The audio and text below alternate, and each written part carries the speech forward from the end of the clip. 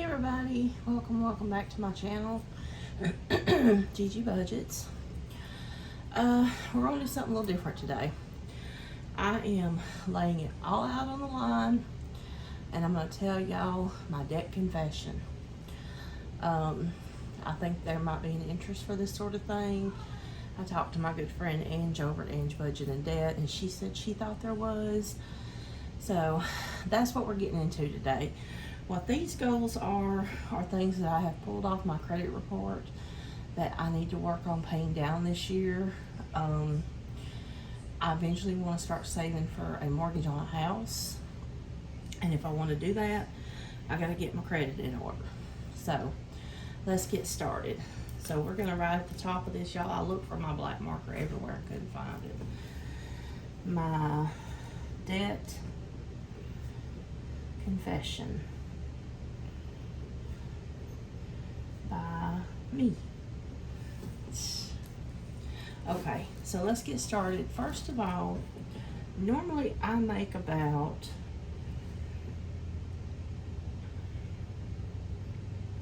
like last month I made about $1,600. So we're gonna go on the high end of that, and I make between I make between $1,600 and $1,700 a month. So, like, I make $13 an hour, and I get paid monthly. So I get paid around 176 hours times 13 is 82250,672. That is 812. No, that can't be right.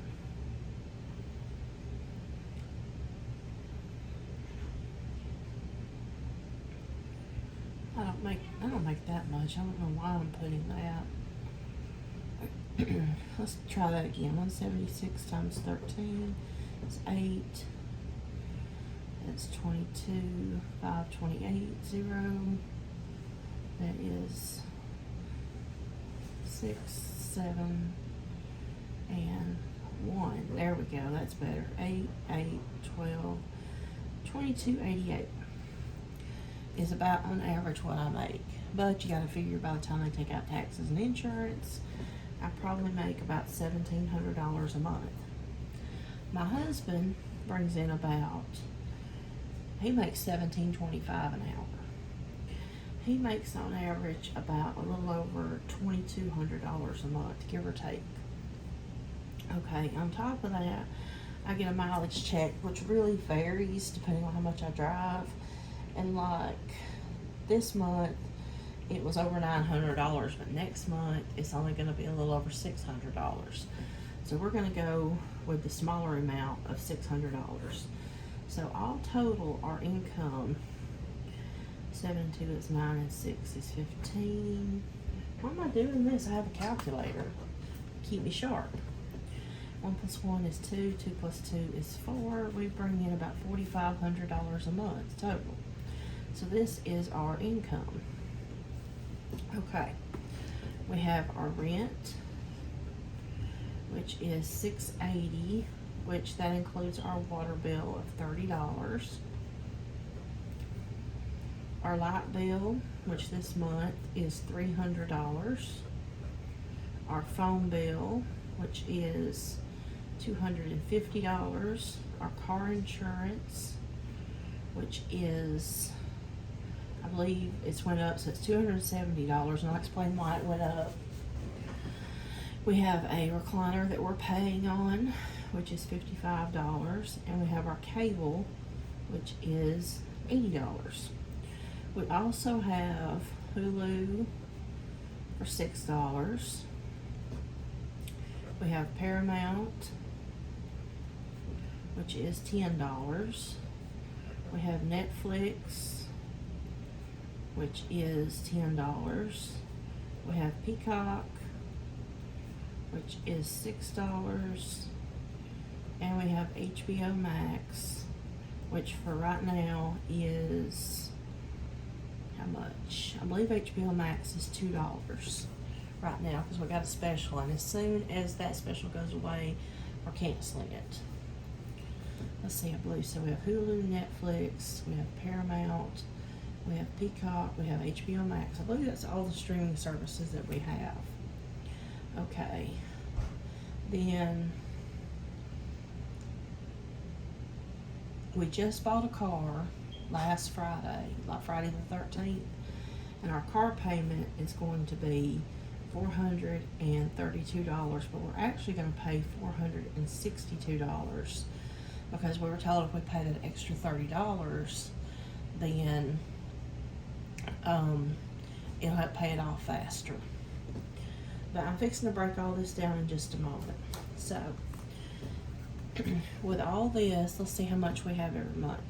$680 plus, and the light bill is on the high side because the heat was not working in my son's room, and we had to buy him a little space heater, and it ran our light bill really high. So I think that's the reason why the light bill is so high, because it usually only runs about $150. Plus $250 for the phones, plus $270 for the car insurance, plus $55, plus $80, plus $6, plus $10, plus $10, plus $6, plus $2, plus $462. We have a grand total of $2,131. Okay, so we're going to subtract 4,500, and we're going to come up with, this is what we should have left, $2,369. Okay, we have decided to stop eating out because we were spending, just the first 2 weeks in January, we spent over $200 eating out. And we decided something had to change because we were spending so much on eating out. We were eating out, and then we were also buying groceries. On our eating out, I've decided not to include it anymore because we're not doing it anymore. So this is what we should have after we pay bills. Okay, then on average, now that I've traded cars and I have a car with better fuel economy, I just filled my car up from half full and it was only $30. So we're thinking about $120 a week for me for gas. Not a week, a month. Monthly, maybe. Then my husband spends about $20 a week on gas, so his is $80. Now this is just give or take, and I'm actually going to go on the higher end. So I'm going to give myself $160 for gas, and I'm going to give him $100 for gas. So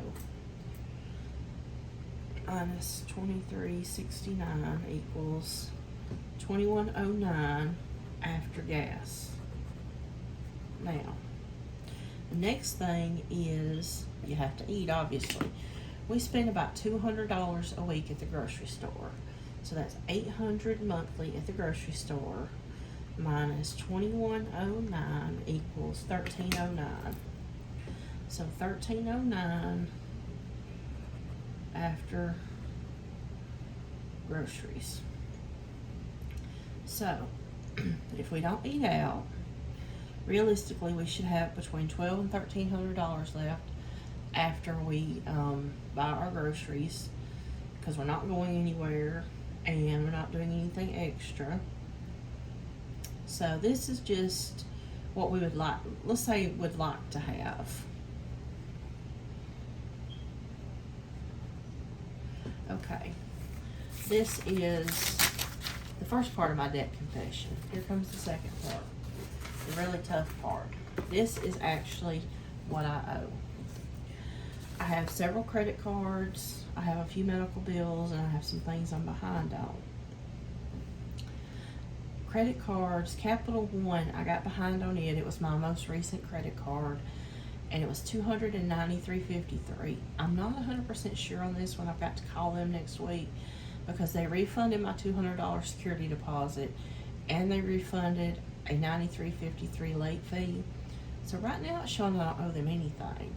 But I would like to be up to date, so I've got to call and check on this. So this one may be a zero balance. This credit card I had several years ago. I got behind on it. I just let them charge it off, but I still owe $639 on it. This is the same. This credit card here, same deal. I got in with it. I know it's a small amount. It's $138. This credit card is $415. So with all our credit cards, we're gonna round it up. $294 plus $639 plus $138 plus $415 gives us a grand total of, that can't be right, hold on, $294 plus $639 plus $138 plus $415 gives us a grand total of $1,486 is how much my credit card debt is. These are medical bills. Some of these are most of these are from the hospital, where I didn't have the copay. This one is from, I don't want to get too personal. This one is just a time where I was hospitalized. And these are all, so I think that my best bet is to do the debt snowball method and get started with it and work my way up. Like I would start with the smallest one, which is obviously this one right here. Get started with it, pay it off first, go to this one, and then this one, and work on these, paying the, just work my way up from smallest to largest. Okay, the last of these is, this is when I had Progressive Insurance. They say I owe them this. I'm not sure, but they say I do. This is where I had a phone bill with AT&T. This is where I had a plan with T-Mobile, and this is where I had Charter Cable. And this is a car loan that we just bought, and I know y'all are gonna flip out when I tell you this. 29.99% interest. And I know everybody's like, whoa. I know that's not a very good shock face, but the reason it's so high is because mine and my husband's credit is not good at all. And I put this on one of my Facebook groups, and they were just bugging, and they were like, oh my God, how could you let them do you a loan like that high? And I'm like, because our credit scores are so low, and I don't begrudge it any, because the man that sold us this car, he worked his butt off getting us in this car, because my last car was a 2007 GMC Acadia that had 207,000 miles on it, and it was $150 a week in gas, easily. It drank gas like crazy. It had all kinds of problems, and it was really bigger than I needed. My new car is a 2013 GMC Terrain with 62,000 miles on it. And yes, I need a car. I know people are going to say, well, just let the car go. I cannot do that because I drive for work almost every day. I'm transporting somebody. I have to have a car. And it has to be a decent car. Because I can't be, because I transport a lot of times small children, I can't be broke down on the side of the road. So, sorry, I was just checking, making sure I hit the record button, y'all. Sometimes I worry. But this is my debt confession. This is just my debt confession. This isn't what my husband owes. We said we're going to take it a little at a time. We're going to pay off what I owe slowly, and we're going to pay off what he owes slowly. And eventually, we want to get our credit scores really high and try to go from there. I mean, because nobody wants to rent for their entire lives. But I am 43 years old. He's 47, so we don't know if we'd even be able to qualify for a mortgage at our ages, because banks look at our ages and they're like, well, 20 years would be, y'all be 60. Would you still be working to pay for it? And so who knows? We may never own a home, but at least we'd be out of debt. So this is a short video. I know that, but I wanted to just put it all out on the table with y'all and hear your thoughts and feelings on this. Give me a shout. Let me know what you think I could do better, what you think I could do to pay this off quicker. Yeah, just let me know. All right, bye guys.